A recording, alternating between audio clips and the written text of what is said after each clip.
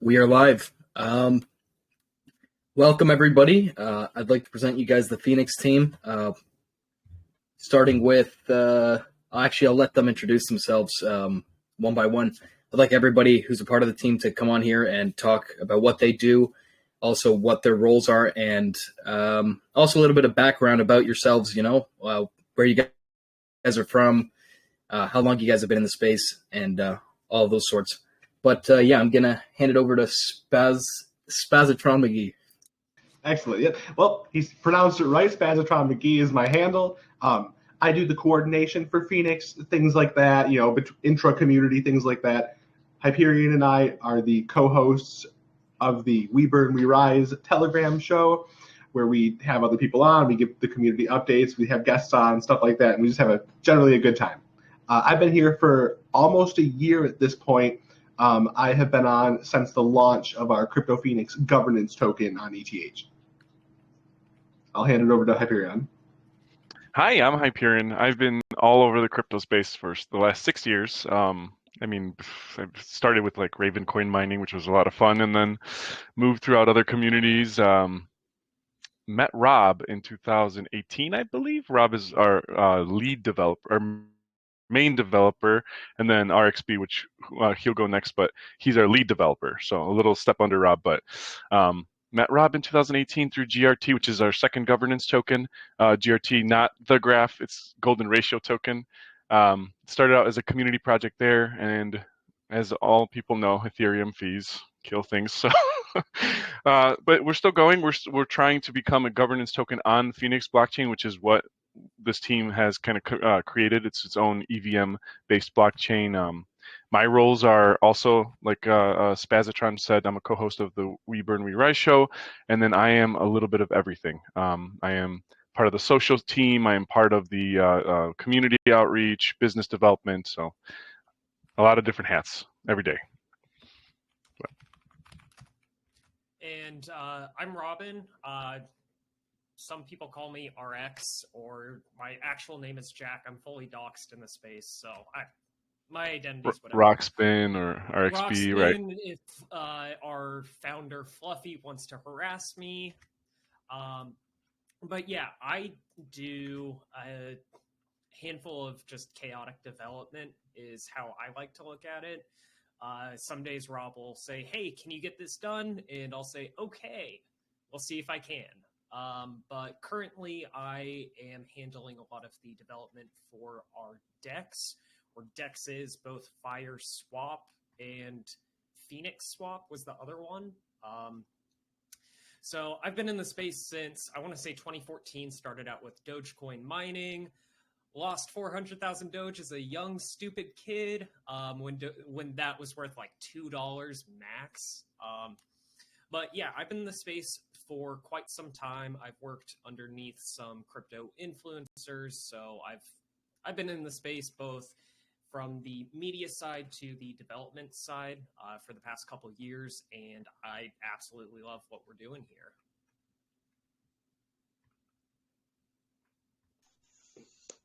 Awesome.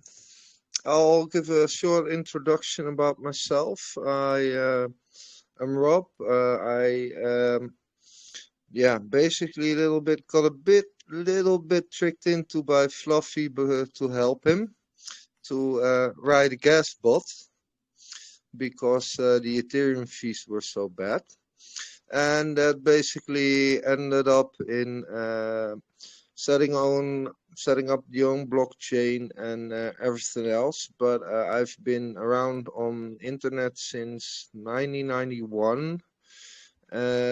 So I started coding in 1982 on Commodore 64. Basically, I ran a web hosting company in roughly 2004 to 2006, which I sold. I been in InfoSec, securing computers, networks, and everything like that. Then I've been in online gambling for marketing, and then I eventually ended up in crypto around 2015. And I heard from it before in 2010, but I completely ignored it because I was busy with other things. In 2015, I got paid out in Bitcoin by some guys, and basically I was so smart to swap it in right away for fiat, because whatever. And eventually in 2018, I got more interested in crypto, and I basically helped a couple of projects, which found out that I know a lot about code, that I know a lot about other things. So I started helping them out, and eventually I realized that everybody in this space sees each other as an enemy. They if you would say anything about another project in another channel, you would get banned, or people would get angry, and everyone started to pump their coins. And meanwhile, there was no liquidity, or actually no real value, and everybody started asking money, for an ID. But yeah, an ID is not proven, and an ID is not real. So it was not the route we wanted to take, and basically we said, just let's build. We build, we deploy, and because if we can do this, then we can do this, and then we don't need millions of dollars to build it, but we need labor to build it, and we need people that are involved to build it. And basically that's how it evolved. Today I spoke to one of the companies that are helping us developing, which is blockmatrix.com. It's BLOC and then matrix.com. They're a development company run by a friend of mine called Praveen. They're located in India, and they have 5 developers on top of 2 of the things we're doing currently. Then we have, I think, another 4 or 5 developers working on a couple of other things. We have a few designers. We build out of fun, and not out of greed. So we never funded. We're gonna set up a foundation. I'm getting an office next week, which also is paid for by myself or by somebody I know who's supporting us in this case. So it's we're not draining the funds we're not draining funds or liquidity from our community. I actually believe that the community should hold the liquidity in a project, because if you hand out the money and the power in a project to the team members, and then they run away with the money, in a way you put them in a position where you handed them the control over your money. And I always said it should be within the community. But yeah, well, that's who I am, that's what I stand for, and I'll give the word back to you guys.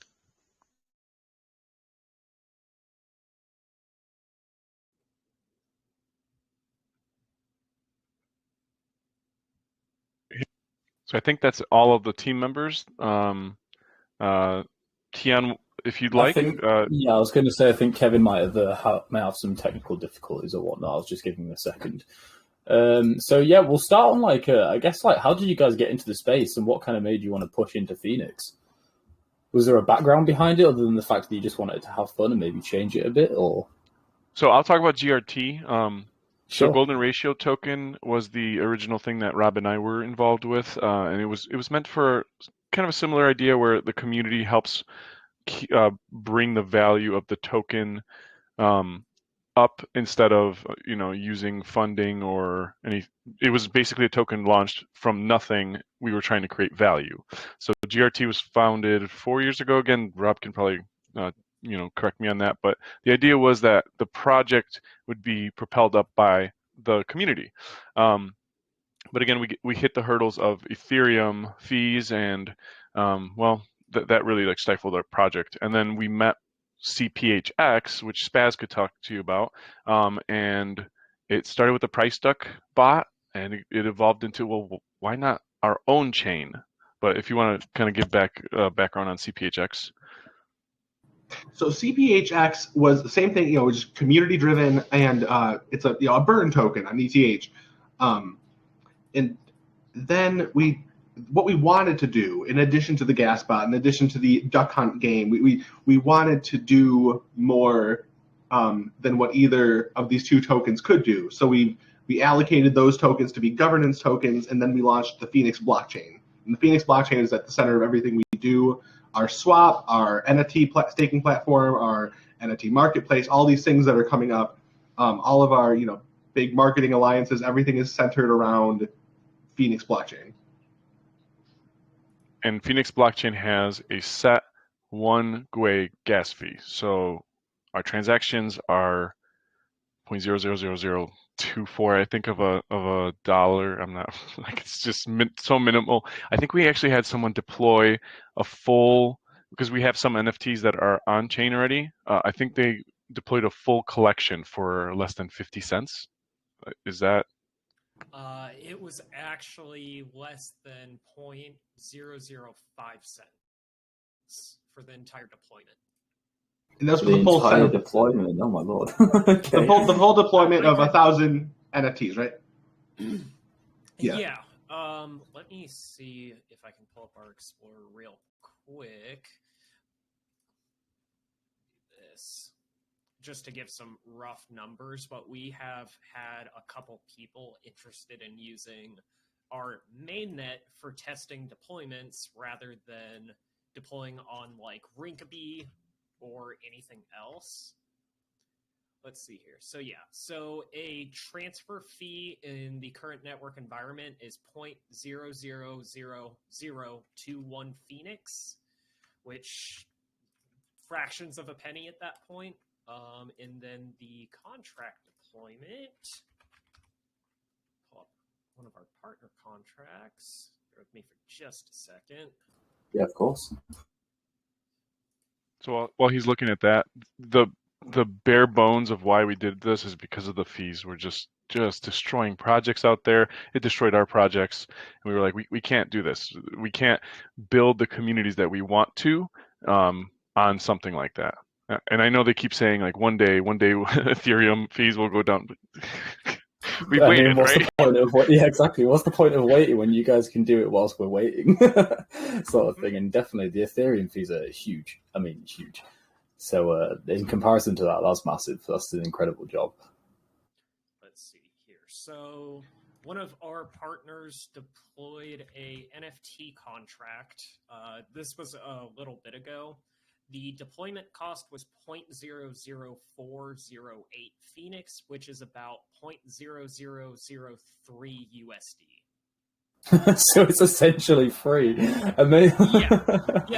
There was a time where I can't remember which chat it was, but we were telling people that in the current environment, it would basically be 1 Phoenix could effectively cover a lifetime of transactions. I can't remember the rough math off the top of my head, but let's see here. Now, that being said, some chains have tried to do this sort of thing before, but they're usually slow, and we don't have any of those problems. Robin will tell you that everything is incredibly fast. It doesn't lag like Solana or Polygon or Matic or whichever it goes by now. So it's solid. Yeah, definitely changing the space. Let's see here. Yeah. So 1 Phoenix for a NFT contract deployment right now would cover you for about 250 to 300 deployments just off of one Phoenix. That's pretty insane. I'm not gonna lie, that is actually insane. Yeah, okay. And then Commend you guys on that one. Yeah, and if you were to look at the transfers, we'll do the quick math on that as well.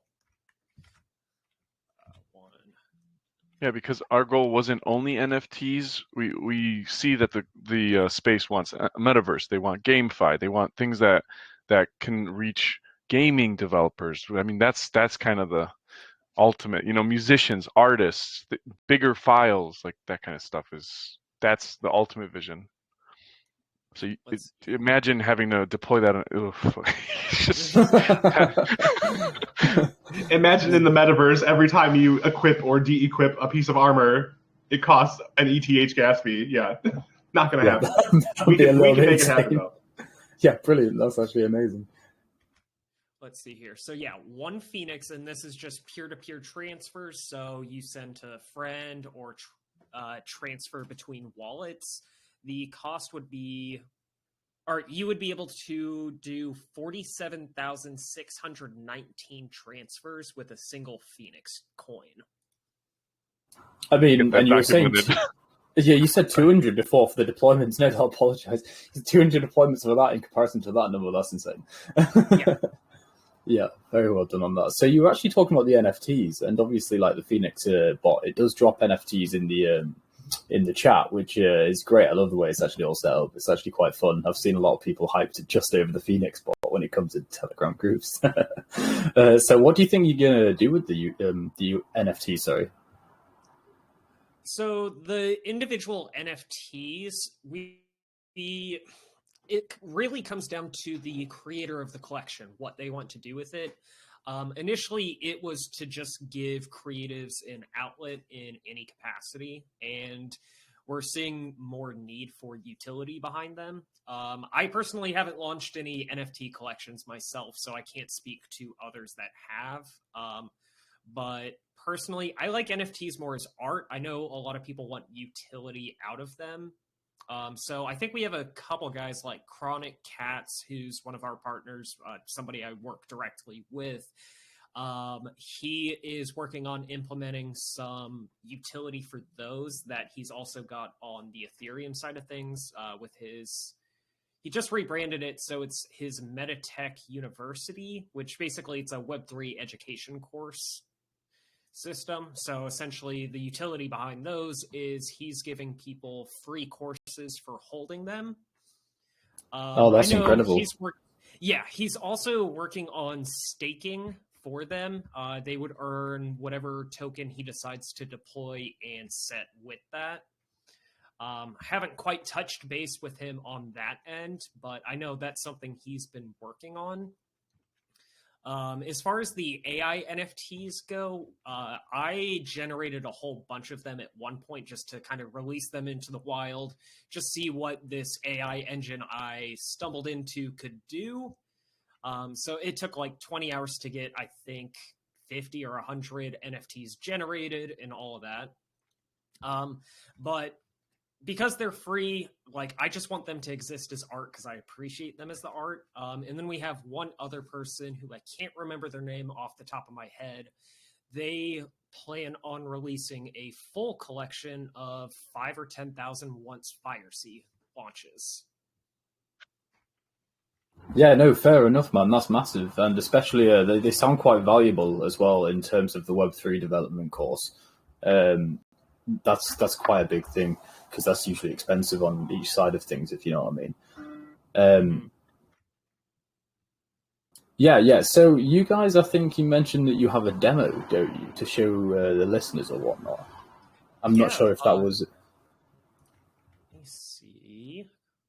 So I can't necessarily show the back end of the bot, but what I can do is I can flip on what we call happy hour, where we essentially alter the drop rates for the bot. So that way, if we're showing it off to a new community or want to reward our community as well as all of the other ones for just sticking around, we'll flip on happy hour, which is generally a 2x drop rate, both for NFTs and Phoenix.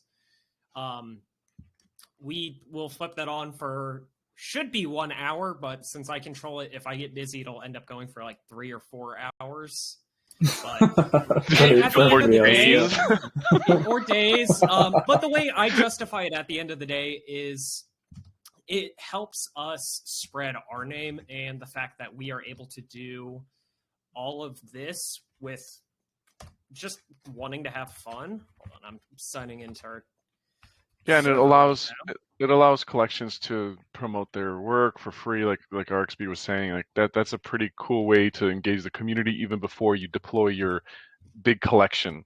So you already get the name in front of the customer, if you want to take a look at it that way, and then they already know who is dropping the actual big collection, on our chain. And RXB, I keep calling him RXB. It's Robin. I'm sorry, but he mentioned FireSea. FireSea is going to be our NFT marketplace. So as soon as that finalizes, we're working on the back end. We still have a bunch of different things we have to connect, like our IPFS system, which is our interplanetary file system that we're creating for the blockchain. Instead of renting like a pinata, for instance, we're actually creating our own. So once that can merge very nicely with FireSea and we're happy with the front end and the back end, we will completely launch that. And even these free deployed NFTs will be available to do whatever you like with. If you wanted to resell them, for instance, that's your wallet. Those are your NFTs. So very excited about that. Still working on the front and back end, hopefully in the next couple months, but very exciting times. Yeah, 100%. I mean, like, I've personally got a little collection of myself. I've been on Phoenix Bottom for a while with my wallet, and I just love looking at them. And even if there is like no utility behind it, they have you think it was Robin that mentioned about like looking at it from an artistic sense, and they give me a lot of them give me a very Dark Souls-esque. And I'm a massive fan of that. I love that. I don't know if you can see, but I am a huge fan of the Dark Souls. Oh, amazing. I'm playing Elden Ring at the moment. It's great at the moment. That game is brutal. It's so good. Brutal. I think it might be my favorite of all time. I don't know. Like that game is just. I played it. I did New Game Plus 5, and then I had to stop. I was like, okay, life has to resume. Enough. Hyperion, you might find this funny. I used to speedrun Dark Souls 3 as a pirate. Right, so he's showing off now. Fastest time was like 4.5 hours. It was a lot. 4.5 hours to beat a Souls game. I hate you. Yeah, I've cried over them a few times. I was going to say. I think I have probably like 400 or 500 hours in that game to get to that point, because my first playthrough was, I think, 100 hours or so, because I was getting the feel. It was my first Souls game.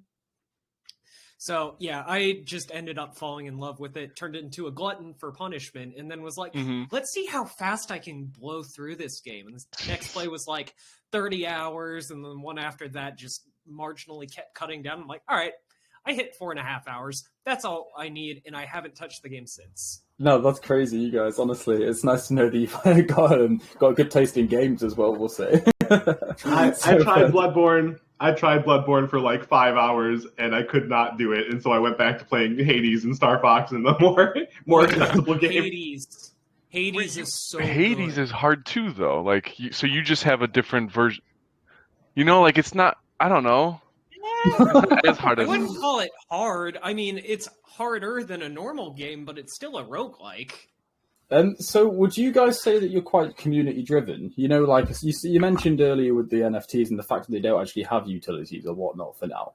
Or like down the line, if something does come of it, do you reckon it'll be like because of the communities kind of come up with it on some sort of a poll or whatnot? And that kind of goes into the aspects of all the project as well. Mm-hmm. Would you? Yeah. So we do have some people, some connections that we've been making. The boys at RYI Unity, they have a wallet app that's already on the App Store. It's already everywhere, and they're partnering with us. But that's still just an extension of the community. We met them on AMAs like this. So even our heavy hitters, the Mike, who's going to be helping us with a big marketing campaign coming up. We just met him through the RYI guys that we had on a podcast the one time. So even our heavy hitters it's still community driven. All of our outreach is community driven. Okay, yeah, no, nice, very, very nice. I mean, it's a huge community as well. How many do you guys have a Telegram group or whatnot? Yes, we do, and currently we're at 1,800 members. Only 1,800. I honestly It's thought true. there'd be a huge amount more. Are you on like any other Yeah. social medias? Yeah, so Twitter has about 750 on the main one, and then 300 amongst the other ones: FireC, FireSwap, FireSwag. FireC being the NFT marketplace, FireSwag being the merchandise store, and then FireSwap is the DEX that's coming out, and RxBBN can talk about that. RxBBN, come on, every time it's different.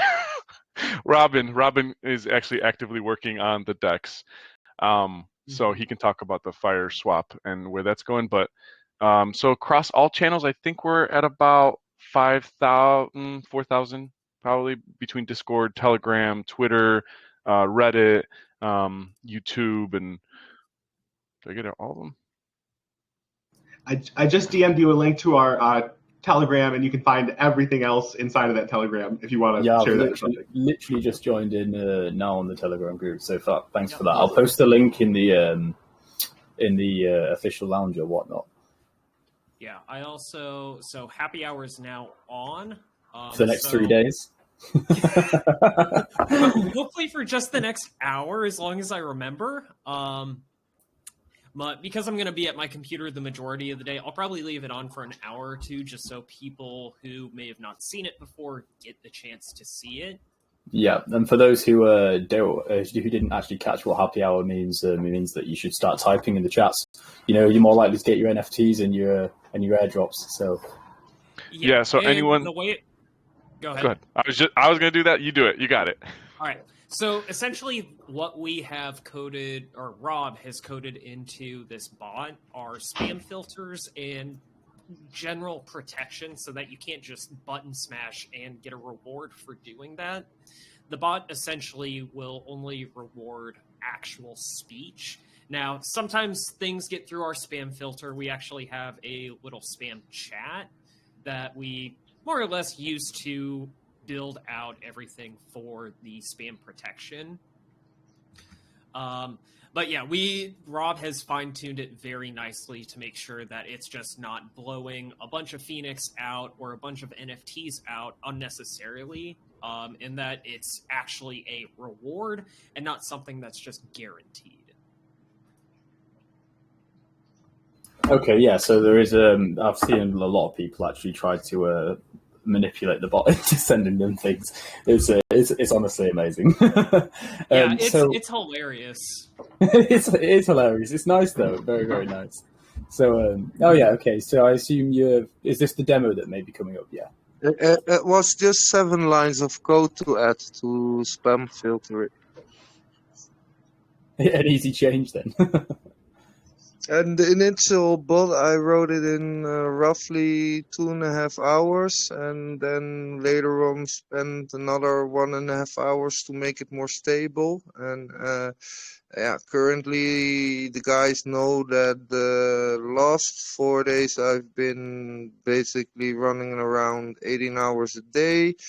And before that, I was dealing with all kinds of organization. And the next week is for new office and setting up 5 different companies plus a foundation for Phoenix. And after that, I really, really hope to get back to the part I like doing the most, which is coding on the bots. All right, cool. So that's Rob just showing off a little bit, 2.5 hours. Okay, cool. Yeah, let me learn 10 years of coding to get there, right? Yeah, I feel that. When people talk about development to me, unless it's like very basic standard, my head just explodes. Absolutely. I've played with Python before, and I'm like, man, how are these people doing? It's another language. It's just I've learned piano quicker. Like it's crazy. Piano's not actually that bad as well. It's a lot less stressful. At least noise comes out of it when it's not you crying. That's Tommy code. I have a way to share screens on servers, which is quite a neat trick as well, and I teach it to Jack. And basically, some processes, all the developers could just pop into the programming session when it's happening. So Jack saw me code a couple of things. Oh my god. So, and this kind of goes back to the first time I actually met Rob. He was originally building a marketing funnel bot for a company I was working for at the time, basically, so that some of the people that were handling marketing stopped getting as many DMs. It would all just funnel into a bot. What's your project? What's the address? How long have you been around? Are you a docs team? X, Y, and Z. And then Rob started just whipping through some of the fun scripts he had, or Python scripts that he had already typed up. And before I have a basic knowledge of Python, enough to build some things, but not quite on that level yet. And Rob was just whipping through these bots that he created, and like, oh, this one does this one does this. Here's what each function does. And if I looked away for 20 seconds, I missed like 3/4 of whatever he was trying to show me because he just works so fast. At least that makes one of us. Yeah, that's one thing I'm trying to learn from him is speed.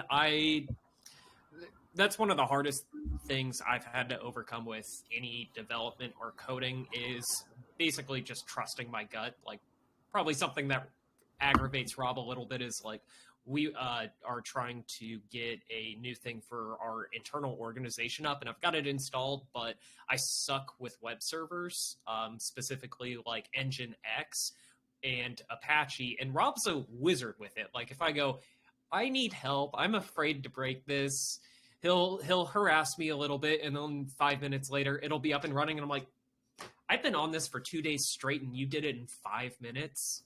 Sounds about standard. Is that where the nickname Fluffy came from? So what's the bit? Well, actually, no. Before I ask that question, have you got any projects that are launched on Phoenix yet? Yes, we have a couple. So the majority of them are. Let me pull this up.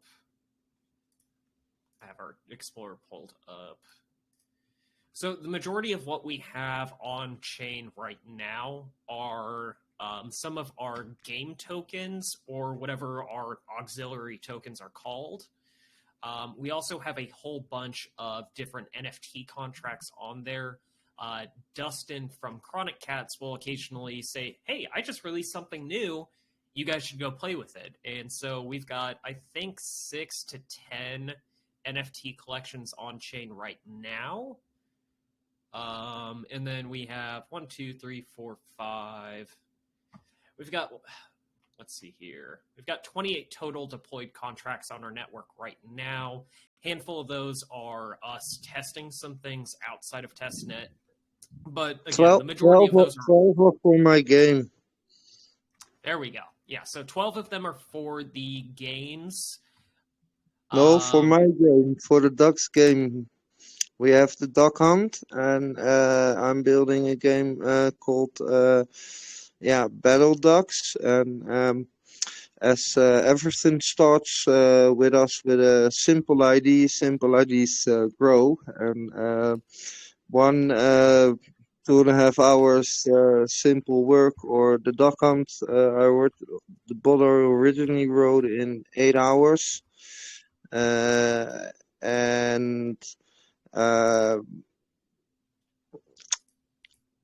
Meanwhile, there's been more than 45 extra hours in updates and revisions in it. But it's also basically part for testing the next game. As I said, I've been really busy with organizing other things. I really hope to get back onto the coding of the game, but then we're gonna release a game called Battle Ducks, and one of the things that's recently been added is to add a map in it with a square of 300 by 300, which gives it about roughly 90,000 positions, and just make the game more than two NFTs battling to each other. We have different things like weapons, spells, and of course armor, and a bunch of the tokens for the gaming they will be used to upgrade the spells. Then the spells would be an NFT, and basically within the game, connected to the NFT ID, you could upgrade a certain NFT. You could trade it later on in the game for other NFTs, and you would see the statistics of the actual NFT. They are inside the game because updating it in a contract is a little bit too difficult in the blockchains at this point. And but yeah, a majority of the tokens is there. Also, the guys, yeah, you're allowed to talk about the last couple of days because it's all finalized. And yeah, so go So ahead. you reckon? So I do apologize. I was going to say. So do you reckon the is it Battle Ducks? Yeah. Yeah. Well, you say that's going to be launched within the next couple of days. No. FireSea will be in the next 2-3 weeks if everything goes right with the IPVS. Okay. I have one more week of organization, and next week I have a couple of days off. After that, it's notary to sign more documents, and after that, it's fully on coding for me. I've got a new office. Equipment will be also there in a couple of days. So yeah, it's we started it out of nothing, and now yeah, we're just moving into the next phase. We're preparing it, and yeah, we hope to release everything very, very soon. I spoke to the guys developing FireSea at the moment, and if I have to, I say it's 92% ready currently. Very So nice. I asked them to step onto it. I had a couple of things I wanted to get added this morning, and then the IPVS, it's a little bit more work, and since it tied into FireSea, it might delay FireSea a little bit, but then even 3-4 weeks. Yeah, no, fair enough, man. Congratulations, by the way, on getting this far. It was a hell of a ride. Thank you. I mean, volunteer time only, right? Like, we had no funding. We just been working. So, like, please, sir, I need more. I mean, you guys, you made something out of nothing. You literally, like, Yes. you had an idea, you brought the team together, and now look where you're getting. I mean, it's huge, and it can only go up from here. So, I mean, Yes, genuinely, absolutely. congratulations on that one, guys. Thank you. I just want to go back a little bit because you were asking earlier. So for anyone that doesn't know, we are a EVM-based blockchain, meaning that we have the Ethereum code forked, but that's why the transaction is different, is because we have a set one GUI gas. This is how you would add our network right here on the screen. How do I use Phoenix blockchain? You can use the same address as your Ethereum address. It's just if you want to see what you have on the Phoenix network, you have to add it to your MetaMask this way. You can also use RYI Pay. That's the app that's on the Apple Store now, and they are very good. They're just put on an update recently, and they are our partners. So either MetaMask right now or RYI Pay, and those are the two wallets that you can use. But again, you need this step in order to view the NFTs and to view the Phoenix that you have on your chain, on the Phoenix blockchain. And in order to register, because it's not hard at all, you just take your address. You can either DM the bot directly, /reg, and then you put a space and your address. After that, you'll get a ping like, hey, you've just gotten 0.001 Phoenix or something, and that verifies you are now registered. And anywhere that the bot is available, you'll get every so often, it's a chance, it's not a guarantee, but every so often as you engage everywhere that the bot is in, you'll get either some Phoenix drops, and more rarely you'll get the NFT drop. So and if anyone forgets what I just said, /help. Any place that our bot is available, it'll re-up all that information for you again.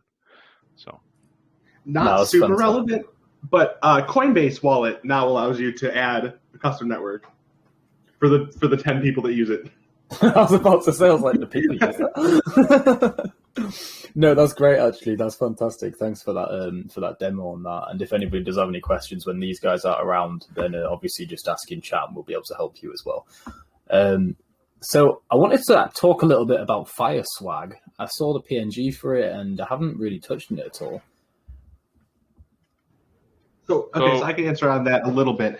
So Fire Swag is going. So there's a lot of solutions right now for people with their NFTs and tokens that want to make shirts or hats or whatever, and they have to make a little Redbubble account. Or there's a lot of solutions that kind of aren't that great. So what we're doing is and this is sort of a B-level task, right? This isn't at the forefront, but we're sourcing your basic stuff, your shirts, your hats, things that people generally want. And we want to be like a one-stop shop solution sort of a thing. So if you're an NFT artist, you're building on Phoenix, people in your community are asking for swag, you can get in touch with us and we can just put you in Fire Swag so you don't have to deal with it, and we can get merch to people in the community that want it. Ah, right. Okay, brilliant. That's actually really cool. It's nice that you're covering a huge amount of the of all sectors. I guess if there's a problem, you've basically got an issue resolving it. So it's almost like you've got a team of developers in there as well. I'd just like to say thank you for speaking to me or whatnot on here, and I'm just going to pass it over to Kevin. I think his microphone's working again. So cheers for talking, guys. It's been awesome, genuinely. Thank you so much. All right, guys, you guys hear me? My microphone working finally? We're good? Yep. Sounds good. I was going to ask a couple questions just about, how you guys plan to accomplish, growing this blockchain. Because as we all know, there's plenty of blockchains that have came up recently and also died off quickly. So what sets you guys apart from these other blockchains, and what is your strategy on going to market with this blockchain? Because there's one thing to develop the blockchain and add a bunch of new cool features. You guys also have probably, I think, the lowest fee blockchain that I've ever seen personally. So that's definitely a huge plus. But how do you guys plan on, scaling this blockchain to the next level? Okay, guys, can I give you sentences before you answer? Tien is a very active community member, by the way. He comes from the Phoenix side as well. We've met him in EFT, bunch of different communities. But yes, please go right ahead. Okay, your question is how are they planning? Okay, I will tell honestly, I own just a little about something Phoenix from airdrops, some NFTs from airdrops, haven't bought anything. And you noticed that I'm with you for some while now, right? Why? Because I see it happening, because I see development, because I see active community, and mostly because I see legit, honest, and working team members. That's how I think they are going to make it. Thank you so much for that. Yeah, you're awesome, man. Thank you. Thank you so much. Now, to answer your question, I got the okay from Rob to talk about the partnership, right? Okay, so we've got Mike from Cobalt Lend and a bunch of different projects. What he was able to create was a Web3 game, large files. I think it's like 120 gigs and he couldn't find a blockchain that was even able to support this.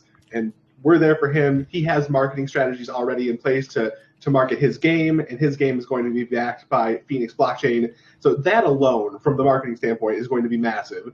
It cannot be overstated. Oh yeah. No. I was gonna say that was where I was gonna kind of dive into, because I was thinking, the amount of partnerships you guys as a blockchain can. You don't really even need to spend much money on. You don't even really need to do any marketing. You guys. If there's people that you're partnering with developing huge games and huge projects, they're going to be using your blockchain. Exactly. And RYI partners with us, and they have a huge outreach. We have Chronic Cats that's partnered with us. He has huge collections, and the fact that he has Metaversity, which is the in-metaverse university classes, that's so huge. We have Crypto IRA, who just was on yesterday on our We Burn, We Rise show. They talked about their incentives and scholarships that they're working on and their outreach. It's all community-driven still, and it's growing exponentially because people are talking about not only the low fees, but the fact that we aren't funding this with people's money. We're working on this with our time. We're working on this because we want a better solution. And we've been doing this. It's not only the small circle of people that are on this chat. We have about 80 different influencers that have been going back and forth between us in our initiative group. We've had their opinions. We've heard them. We're watching the other networks like Solana. We're watching the other networks, and we're trying to learn from them. And we're not rushing anything. We're taking our steps. And again, it's all community driven. So it's volunteer work from us. Yeah, man. Another question I just had was, do you guys have a rough time estimate on how much time you guys sink into this per week? I personally, I know everyone else will say their own, but personally, I obsess over this more than I should, because my actual real life job probably gets her in the process. But since I kind of deal with the funneling between socials and community and nodes, our nodes are all community driven as well. I try to make sure that all the information is syncing correctly along with Spaz. And so whenever I see something that is incorrect, or I try to get it and nip it in the butt right away. I try to be a part of all the different Discord, Telegram sessions, the Reddit, the Twitter. We have spaces that we join. So a lot of time and from the developer side, I'm sure it's even crazier. So I'm the same way. So I'm not a developer. But yeah, even if I'm at work, I've done AMAs, obviously not with video, but I've done AMAs whilst at work to make sure we keep the chain going here. So it would be hard to say like how much dedicated time. Robin does a lot of developer stuff. I'll hand it over to him. Yeah. So the past, I want to say, month or so, I haven't been putting in as much time as I used to, because in the meantime, to cover some of my, funding and all that good stuff, I've been doing a lot of freelance development with Dustin from Chronic Cats. We actually just helped deploy a project, and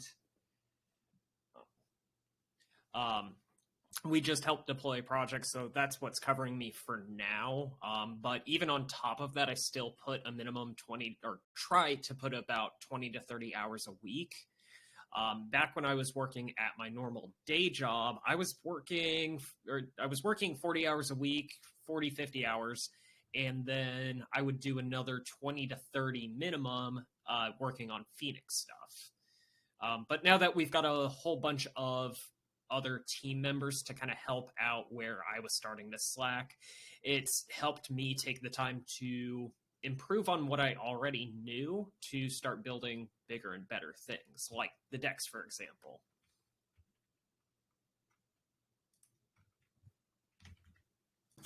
In a sense, you doing stuff for Chronic Cats is doing stuff for us also, because that's the way the community is. Yeah. And constantly shilling. But then I hate saying it. Rob only works like a minute because he can deploy a whole ecosystem in 30 seconds. So he actually it is nice to have a resident genius.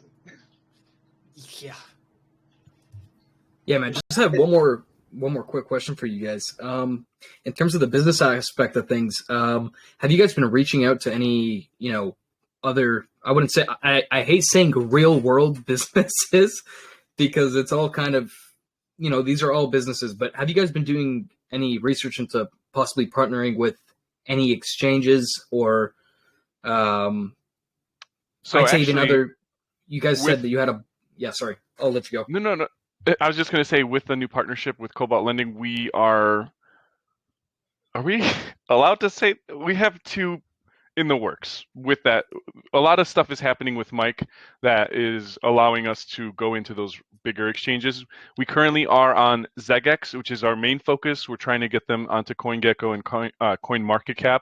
They have very reasonable fees.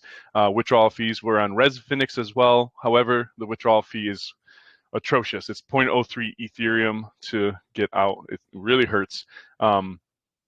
And then we have Easy Finance as well. Easy Finance is kind of in between. They're working on their relaunch of their exchange, but that's going to be another partnership that we have for exchanges. So it's ZegX is our main focus. So if anyone here is looking for Phoenix, please go on ZegX and help drive the volume because we really need them on CoinGecko and CoinMarketCap. We're almost there. We have them on CoinPaprika, Nomics, and Coin League, I believe. That Coin Market League. It's a newer one, but they're tracking there. We just need them to be on, CoinGecko. That'd be wonderful. So please, and we should be releasing more information about the other exchanges, real life other partners that are coming on. So we do have those in the works. I promise. Also, Starship has launched an exchange which we should be getting on because I've written a substantial part of their in-game lore for free. So that was sort of the deal. So yeah, we have deals going on. Oh, more volunteer time? What's going on? Oh yeah, I didn't even think about that. Well, that's more of a fun thing to me. That's not really doesn't feel like work. One comment for the exchanges is that I already spoke with a couple of bigger ones, and the bigger ones actually won't ask you any listing fees.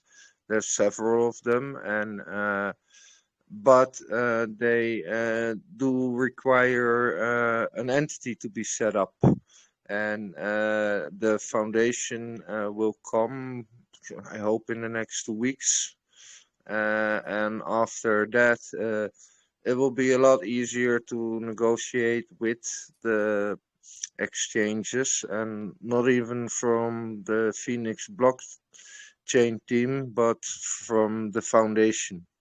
So then you have a legal entity that can promote, vouch for, etc., etc.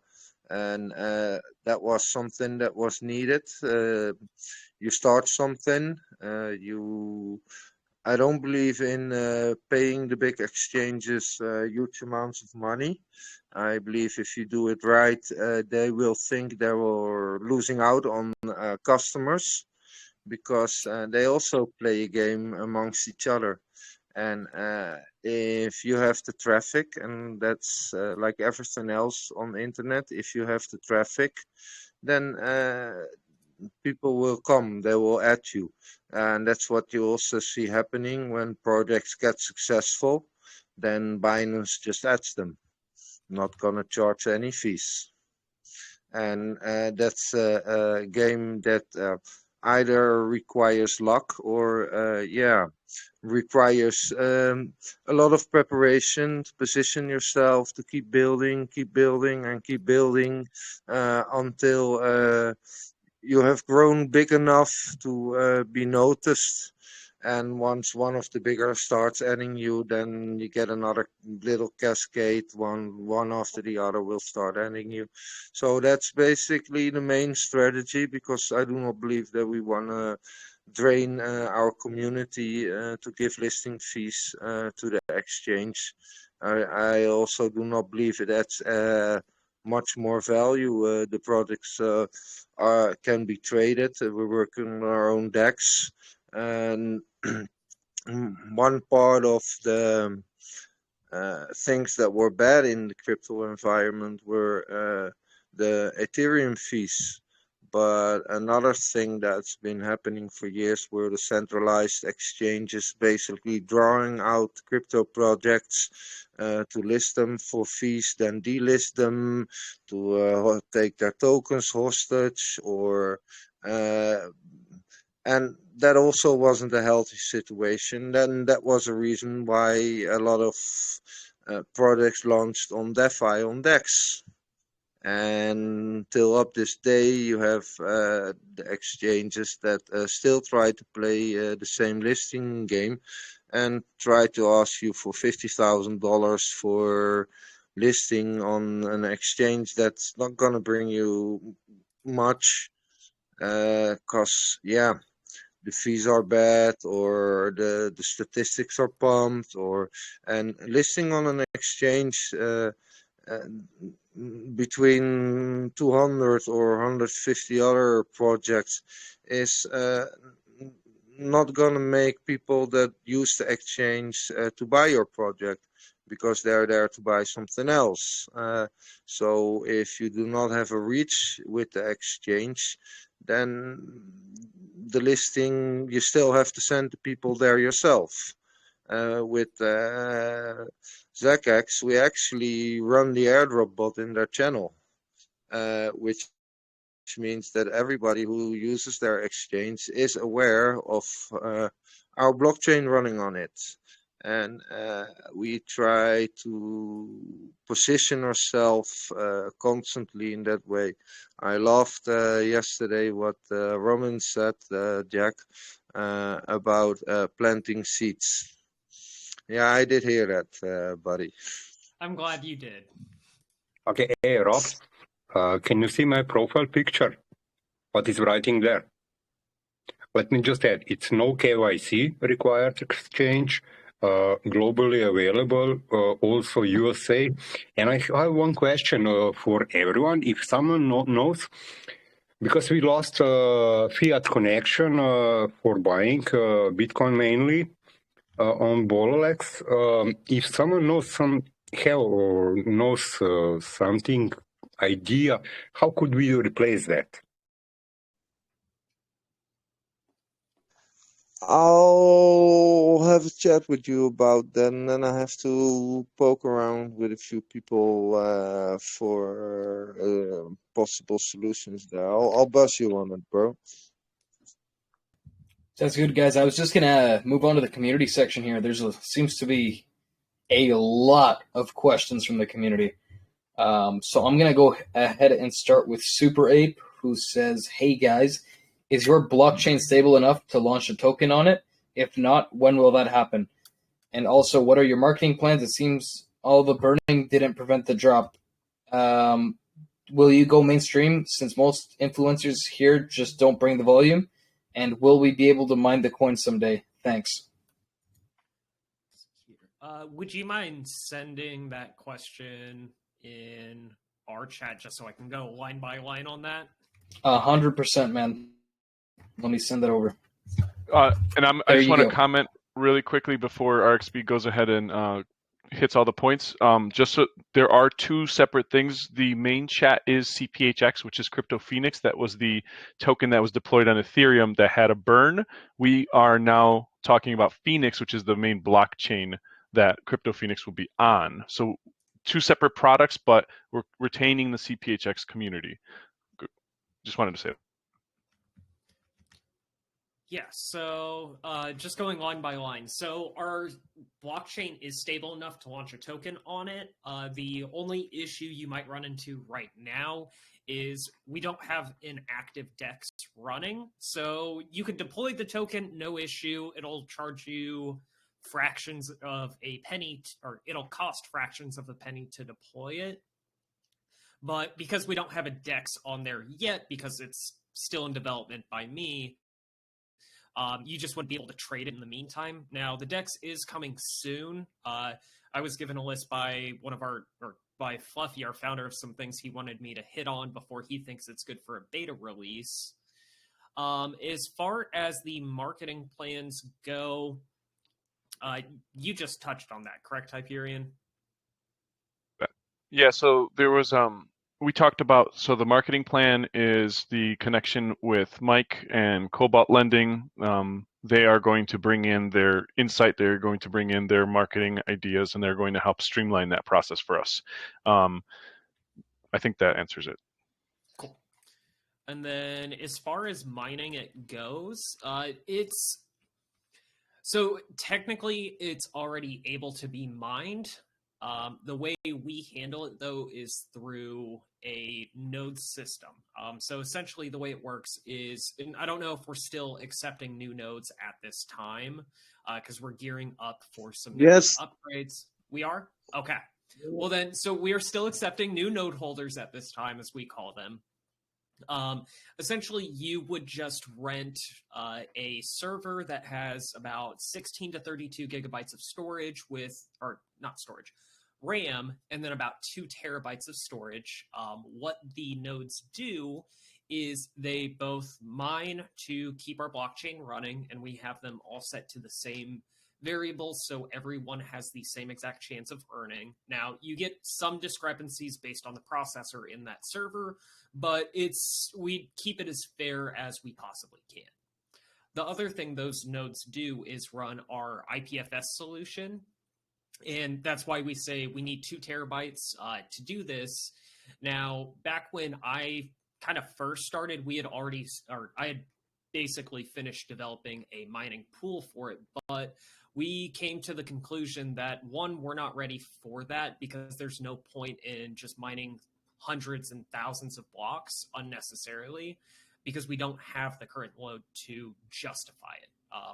And then that would present issues in the future because if the difficulty is already extremely high just for the sake of people being able to mine, it doesn't benefit the chain in the long run. So we half scrapped that. It still exists, but I don't think we'll end up turning it on at any point in the near future. I ran the math at one point, and at our current level with the current nodes we have and anticipating hundreds of future ones, we really don't need any sort of GPU mining at this time.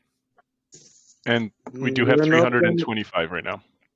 We're not going to do GPU mining, but something that was discussed with Michael, so it will be actually reviewed again, is to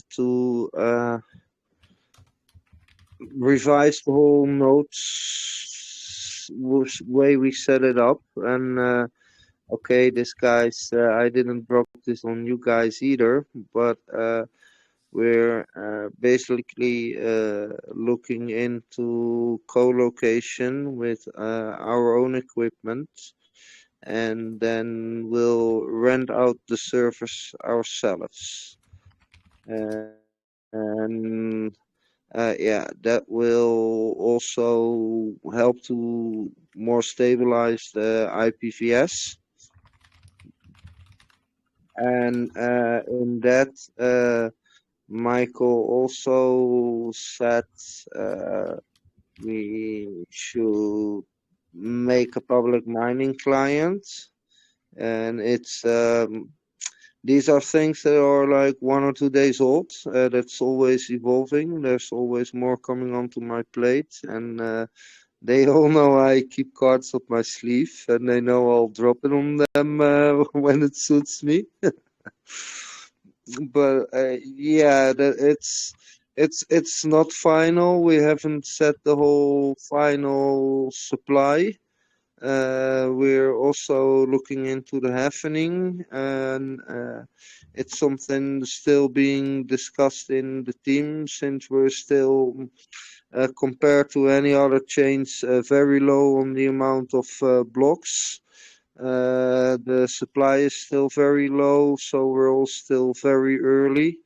And it was more like to probe, to feel, to see how it goes, instead of limiting and making it hard for ourselves at the start already. So we left a couple of things open to be tweaked, and so there will become public mining, but I cannot tell you when it is, and we don't want to base it on GPU because one thing that ruined the Ethereum network is because of GPU mining, it becomes a battle.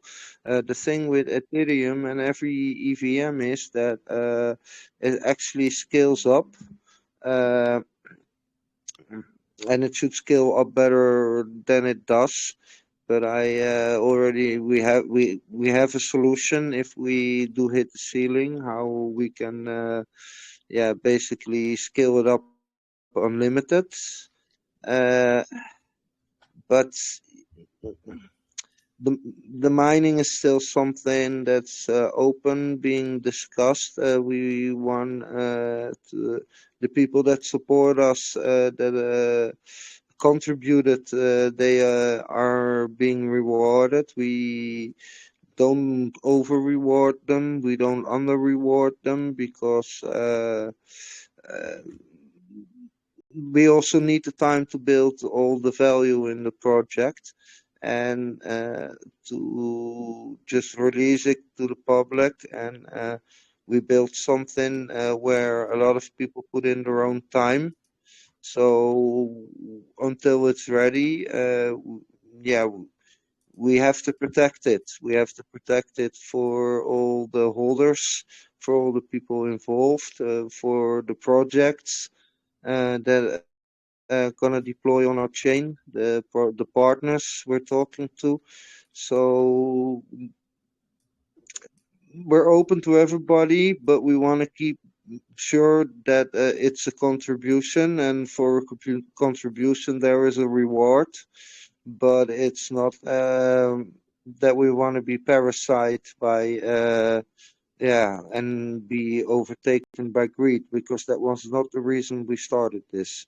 Because then we should have put up high gas fees, and we should have charged big amounts, and then I would be charging RX $350 for 5 minutes work, and stuff like that. But we're not like that, so. Sounds good. I was gonna say, a lot of blockchains, sometimes they decide to go either the mining route or, you can delegate. I'm pretty sure you can delegate nodes, if I'm correct. And I'm guessing you guys are going to be taking the node route if you guys end up offering some sort of proof of stake or some sort of mining Well, system. that's the beauty in an EVM. You basically have two protocols. The first one is ETH hash, which is proof of work. The second one is called Click, and it's a proof of authority.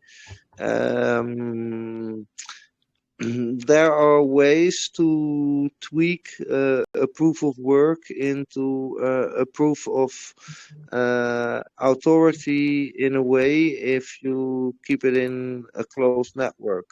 So currently we have not released the code for anyone to just throw up a node. But we do allow people to throw up a node.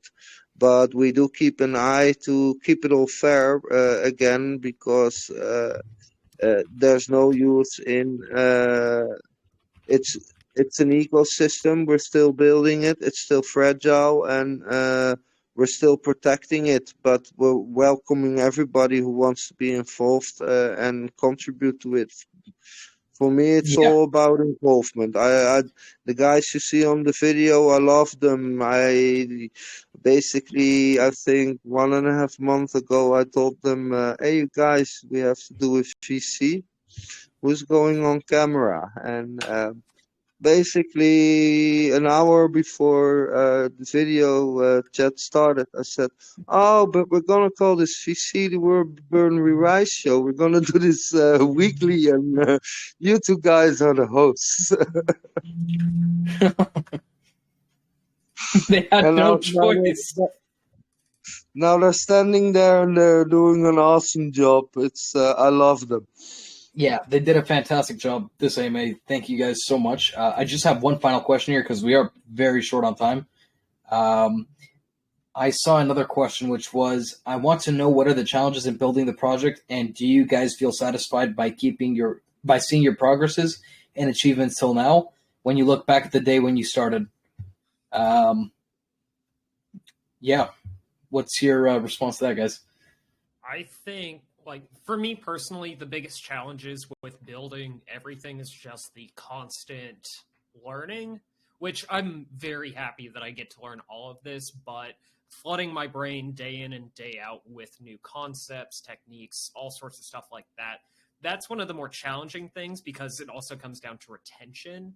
But I think we've overcome a lot of the challenges we faced along the way very easily because we had the structure in place to do so. Personally, I'm very satisfied with how far we've come and everything we've achieved up to this point, just purely out of the fact that we're doing what a full paid team would do for completely free right now. Out of pure just want to live up to what we want to provide for our community, what we want to change within cryptocurrency as a whole or individual markets.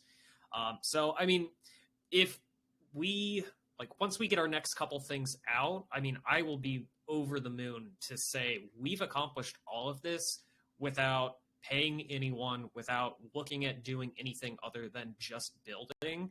And then when we finally release all these big things, I know the payoff for me personally is going to be amazing. Yeah, I was going to say, if you guys are able to do this with almost zero cost, already as it stands, this is already a remarkable achievement. And this is not something you see on a daily basis in this space. Actually, you barely see this at all. You know, people usually work based off of, you know, if they want to, if they're going to work on something, they usually want to get paid right up front, or they want that immediate gratification, basically, from their work. And being able to sit down for months on end without having, you know, a constant source of income coming in from the project, it's in my opinion, it's pretty mind blowing. I don't see this ever. So I really salute you guys for being able to sit here and work on this for so long.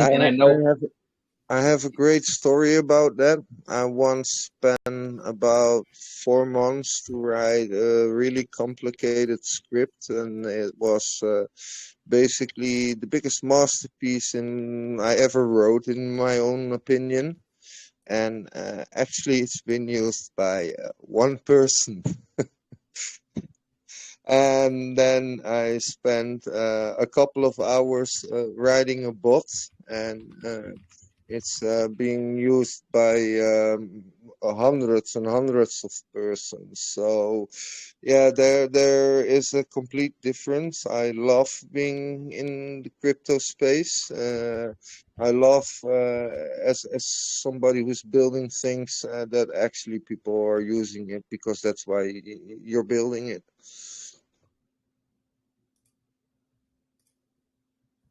Sounds good, man.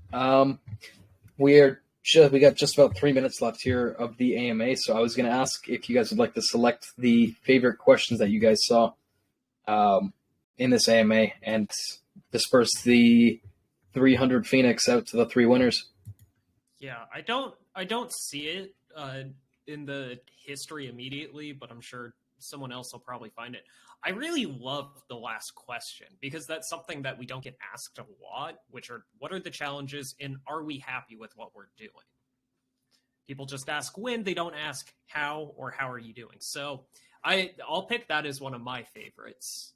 No one did win Binance. That would have been mine. Too late. Win Coinbase. No, they should have asked win marketing. Maybe. They asked what is our marketing plans, but not when.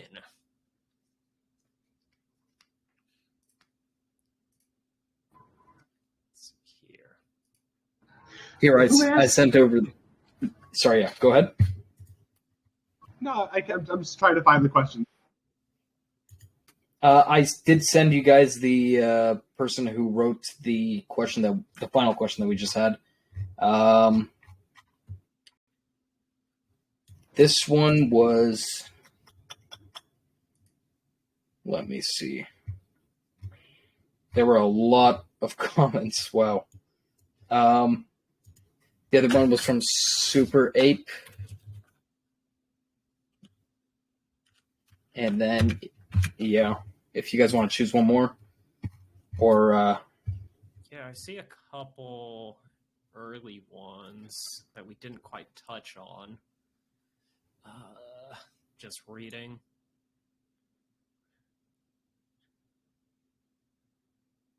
Ooh, I'm going to forward this one over. I like this one.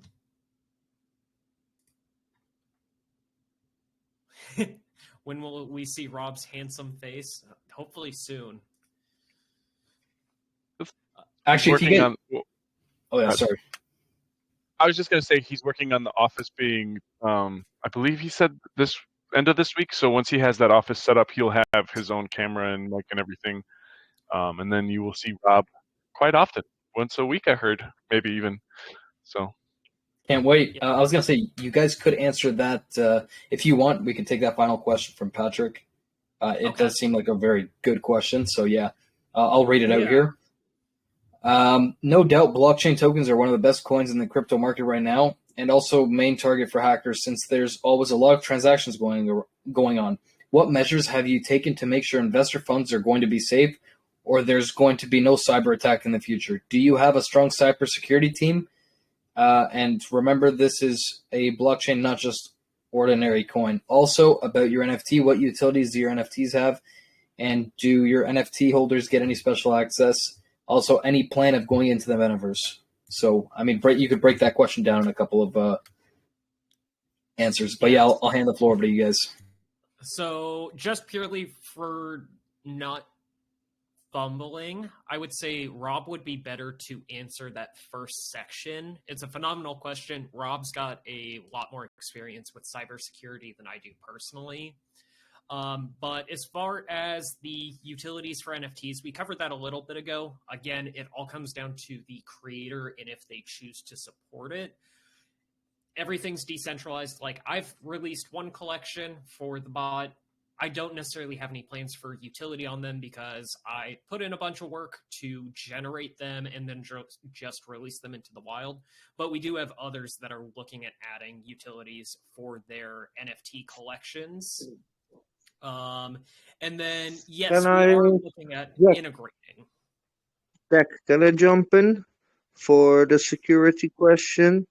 I personally have 30 years of InfoSec security. I know everything about networking, secure developing. I recently also brought two other guys on the team. One of them worked for a British company which secures military networks, airports, hospitals, and stuff like that.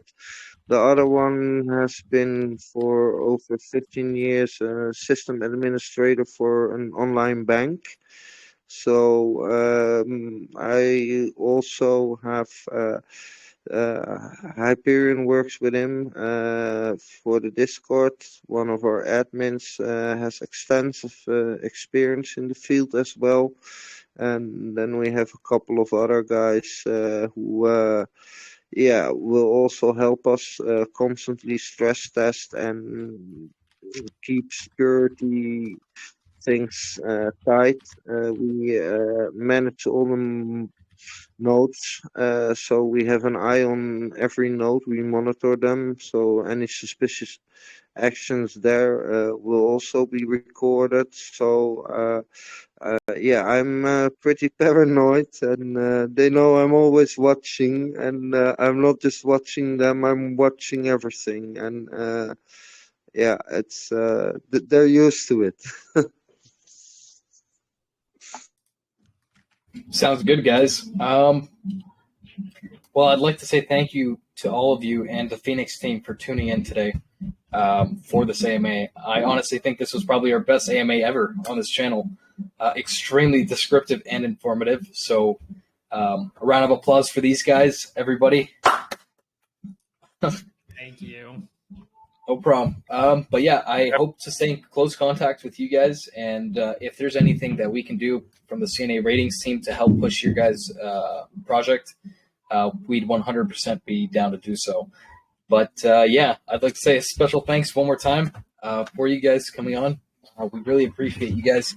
But I think that's about it. If you guys have any closing remarks to make, you guys can make them now.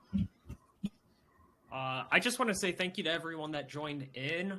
Thank you for letting me ramble for a little bit. So I definitely appreciate that. And this was a fun and amazing AMA experience. So thank you all for coming. Yeah, thank you so much, guys. Thank you for hosting us. Thank No you. problem. And just so you know, with all that experience that Rob had, he knows exactly who everyone here is. He's watching you.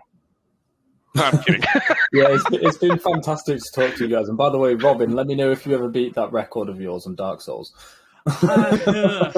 We'll see. We'll see if I can. I make no promises, though. So Yeah. wait, actually, I wanna make an amendment to my final comment. Since we're Elden Ring fans, this guy has become. Let me solo her. Yes, he has become a legend on Reddit. It's amazing. They created a lore out of nothing. This guy just pops into your game. You're not allowed to touch the boss, and he sits there and pummels the boss by himself. It's amazing. Doesn't even you guys get should look hit once at all. He's such not once. Not once. He's naked. He's. I love Let me solo her. You just showed me It's that. so That's cool. honestly insane. It blows my mind. There's lore on Reddit about this guy. It's so crazy. Oh, it's beautiful. A legend in himself. But I'm going to close off the AMA here. I think we chose the winners. I'm going to let you guys send the DMs out to them. I'm going to announce them also on the C&A Ratings channel. So congratulations to our winners, and thank you for asking such fantastic questions. But yeah, it's great having you guys on. Thank you. You have a good Tuesday. You too. Take care, guys. Thanks, guys. Thank you. Cheers, guys. Bye. Bye-bye.